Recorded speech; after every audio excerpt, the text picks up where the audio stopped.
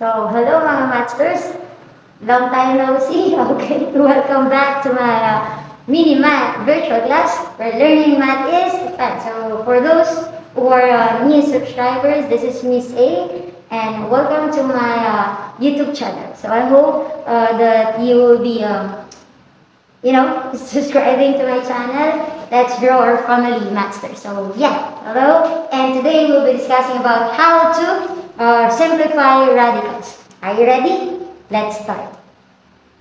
So in simplifying radicals, there are three conditions that must be satisfied. And one of which is that you need to be sure that all exponents in the radical should be less than the index. Which means, in this case, we can only say that a radical expression is already in its simplest form if and only if the exponents of the radicals or the terms in the radicals are all less than the index.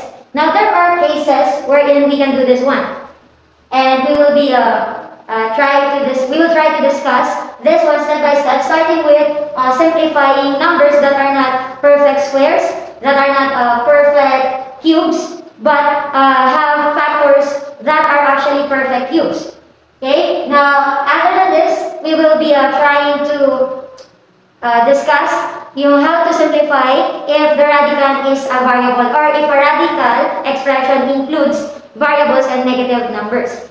So starting with the first example, we have the square root of 128. Obviously, if you're going to look up the powers of 2 of each of the numbers, you will not find 128 as a perfect square number. However, 128 can be expressed as a product of two factors wherein one of them is actually a perfect square number. So in this case, the factors of 128 are 64 and 2. Which means that in this case, we can express square root of 128 as the product of 64 and 2. So we have 64 times 2 will give you 128. Now, since we have this 64 and 2, product of 64 and 2, by applying the property or the first property of radicals, we can actually get the roots of each of the factors. Which means that we can expand this further by getting the roots of each of the factors and then multiplying the roots after. So we have the square root of 64 times the square root of 2. Obviously, 64 is a perfect square number, which means that it has a square root, and the square root of 64 is 8. However, in the case of the square root of 2, wala tayong number na kapag i-multiply sa sarili niya, ang sagot ay 2. In this case, we will be leaving square root of 2 as it is. Therefore, the simplified form of the square root of 128 is 8 square root of 2. Now, let's proceed to our example number 2. We have the cube root of 81. This time, we need to find factors of 81 or a factor of 81 that is a perfect cube. Kasi ang kinukuha natin ay cube root niya. And obviously, 81 is not a perfect cube number. Now, the cube root of 81, just like what we did in the square root of 128, it can also be expressed as a product of two factors. And these two factors are 27 and 3. So we have 27 times 3. Then, using the property of radicals, separate these two factors, get the cube roots of each. So we have the cube root of 27 times the cube root of 3. Simplifying now, the cube root of 27 will give us 3, whereas the cube root of 3 will stay as it is, since 3 is not a perfect cube number. Thus, or moreover, it cannot be simplified anymore because 3 cannot be expressed as factors of two numbers, wherein 1 is a perfect cube number other than 1.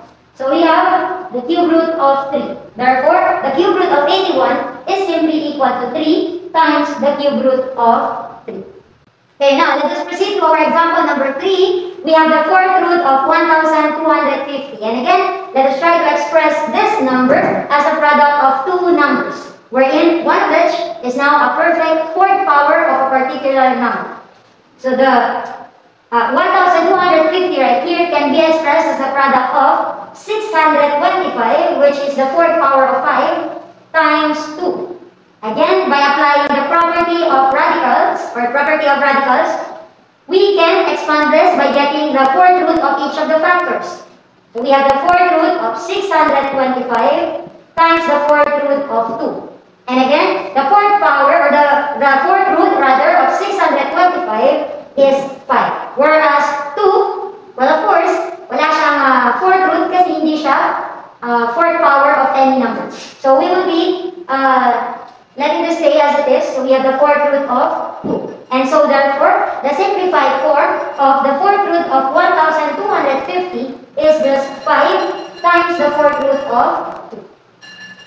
Now let's have our last example right here. We have the fifth root of 64.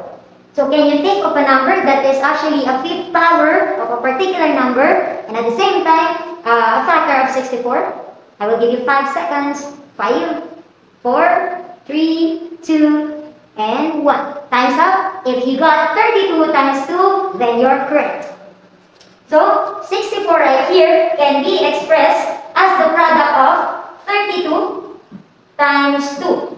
And again, apply the property of the radical. We have the fifth root of 32 times the fifth root of 2.